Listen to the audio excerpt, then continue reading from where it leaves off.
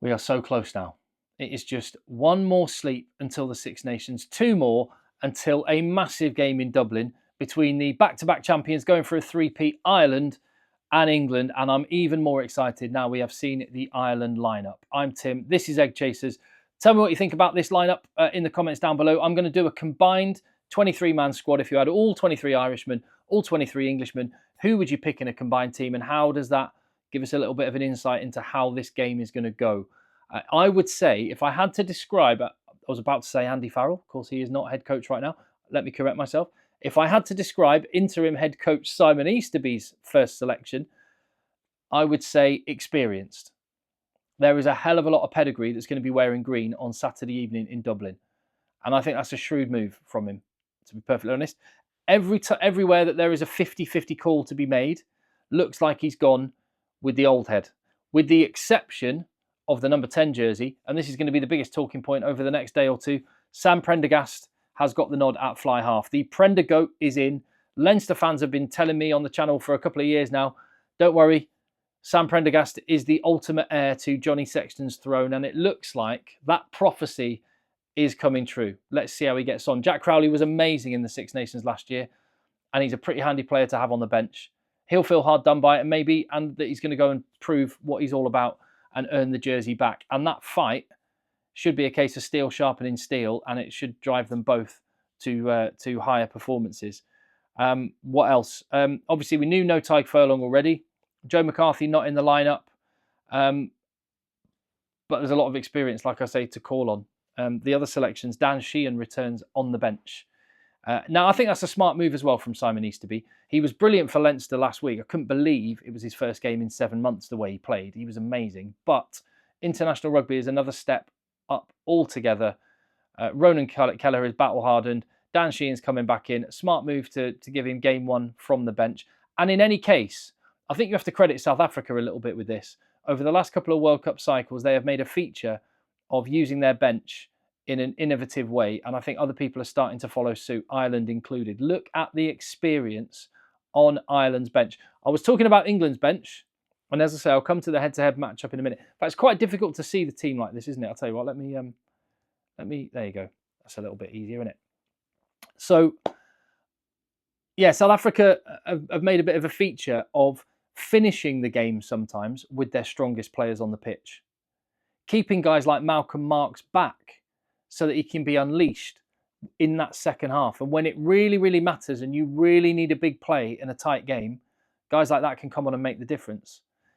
When you play for South Africa, it doesn't mean because you're on the bench, you're the second choice. I think there's an element of that with this Ireland bench, or certainly what Simon Easterby has got on this bench is bags of experience. If it is a tight game, and I expect it to be, the miles on the clock, that the people that have been there and done it, albeit he's very much in the twilight of his career. A few of these guys are coming towards the end of their career, but that experience in tight games is massive. And Dan Sheehan, Cian Healy, Ian Henderson, Jack Conan, Conor Murray, Jack Crowley, Robbie Henshaw, that's something else in terms of experience to finish the game. And it's an interesting little battle with England's bench, which is much, much younger, with guys like Ollie Chesham, Chandler Cunningham South, Harry Randall, Finn Smith, Finn Baxter. It's complete chalk and cheese, the benches, and it's going to be that youth versus experience battle that could be the one that decides the way this game goes in the final 10-20 minutes of this match. I think it's going to be a cracking game. Ryan Baird, big game for him.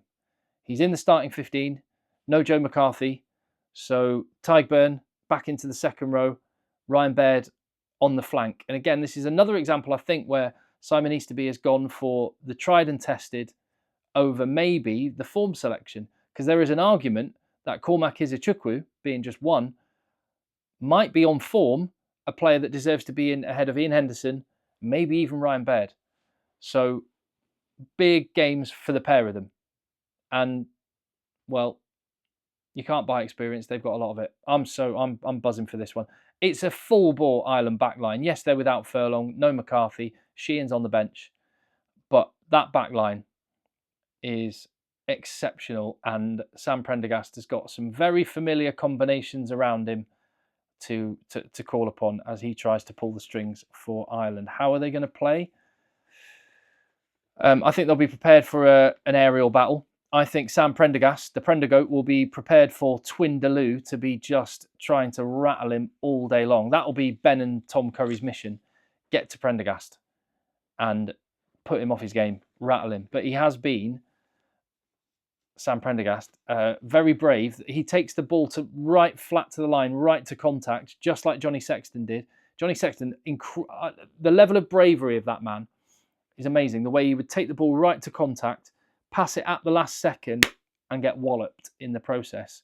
Sam Prendergast is doing that. So I kind of, when you've got Tom and Ben Curry on a, I was going to say a one-man mission, but on a one-twin mission to just end you, I still think he's going to do it. And well, let's see how it goes. As for a combined team, I mean, tell me what you think about the side. No arguments in the back line. It picks itself. It's just Crowley or Prendergast is the one, but Crowley's going to be finishing the game.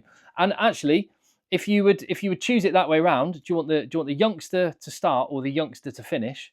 I'd probably have the guy that won the Six Nations last year and was absolutely brilliant, Jack Crowley, being the guy that's on the field at the end of the match. If there's a clutch kick needed to be kicked, he's been there and done it. Right, so as for a combined team, I did this the other day before Ireland's selection was made. There have been a little bit of a tweak because of the changes to Ireland's lineup. No Joe McCarthy. He was in my original combined team that I did the other day. So Maro Itoje and Tadhg Beirne, the second row partners. Andrew Porter, Ronan Kelleher and Will Stewart in the front row. That would have been Tadhg Furlong if he was fit. I've put Tom Curry over Ryan Baird. Now, neither of them have been in absolutely top form, but yeah, I'd pick Tom Curry. He's amazing. And his brother's all right as well. Josh van der Fleer and Caelan Doris are outstanding. Jameson Gibson Park. And the back line, with the exception, I've gone for Tommy Freeman over Mac Hansen. I do like Mac Hansen a lot. I don't know. Tommy Freeman, I think if he were Irish, he would be starting. And the other one would be on the bench. Tommy Freeman's a really good 23-man shirt option as well because he can play 15 centre wing. Hugo Keenan to round things off. And the bench, a little bit less English than it was the other day because Dan Sheehan is back and in. Conan in, Henshaw in. I went for the 6-2 split because I would just keep Marcus Smith on for 80 minutes if I had the choice. Although there is no fly half cover. Now I'm looking at that. No, I'd have to go 5-3 because there is no fly half cover in that back line.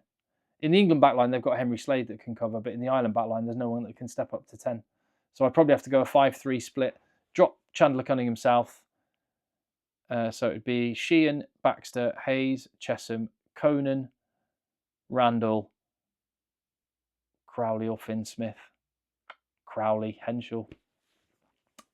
So maybe the English advantage on the bench isn't quite as stark as I thought it might have been when I did the video the other day. I do think Ireland will win this, but I do think it will be very, very close. And I think England have a shot.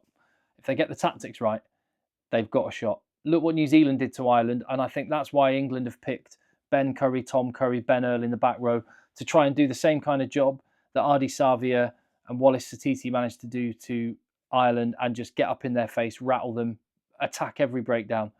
And I think with Luke Cowan-Dickey's very good at that for England as well. Maro Itoje's a bit of a nuisance, although can be a penalty machine. I think England have a shot. That's their route to victory. Will they win it? They can. I don't think they will. I'll say Ireland by 5. Tell me what you think. I cannot wait for this. I'm going to be bringing you loads of videos in the next couple of days, right over the Six Nations weekend and beyond. I was thinking about doing a live video ahead of some of the games as well. So keep your eyes and ears peeled on the channel. I'll tell you what, hit subscribe, hit that notification bell, and then it'll tell you when I'm hopping on live and when new videos are arriving. I'll see you on the next one. Thank you very much for your comment down below. I'll be there with you.